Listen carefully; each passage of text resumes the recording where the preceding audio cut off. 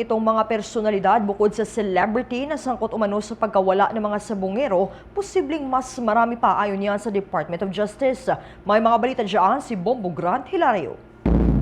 Inihayag ng Department of Justice na posibleng mas marami pang personalidad bukod sa isang celebrity ang sangkot umano sa pagkawala ng mga biktimang sabungero. Ayon kay Justice Secretary Jesus Crispin Remulla, maaaring may iba pang mga kilalang tao ang iniimbestigahan hinggil sa mga nawawalang sabungero.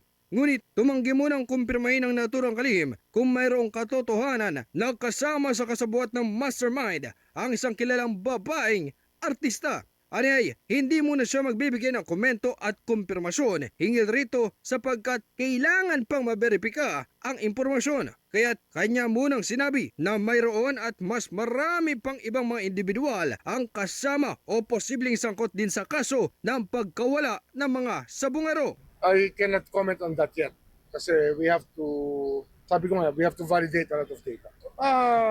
More than that, marami pa. There are others. Basta, there are others.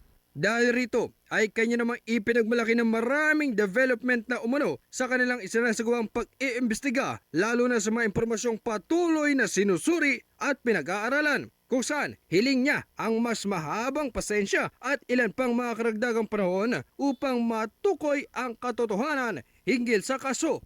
Marami ng development. Marami ng development. Kaya nga, we never give up. We never give up on these cases. Kaya lang, we're patient. We just have to be patient. It's a process, di ba?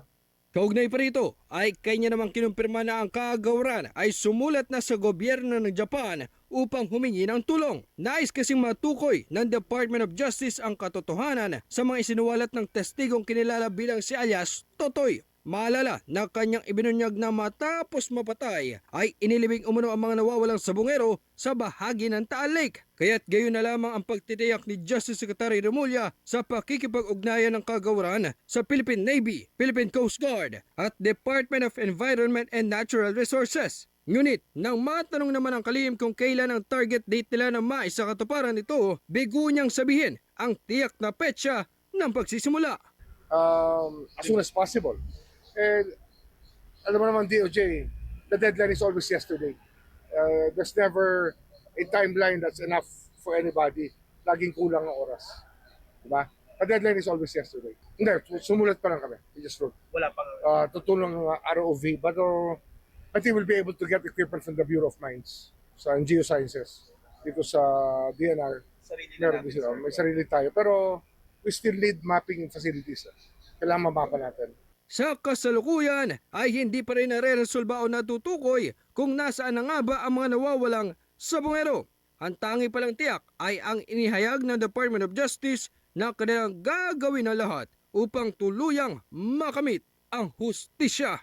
Mula dito sa Department of Justice, ako si Bombo Grant Hilario, nag-uulat para sa the #1 and most trusted radio network in the country, Bombo Radio Philippines, Basta Radio, Bombo!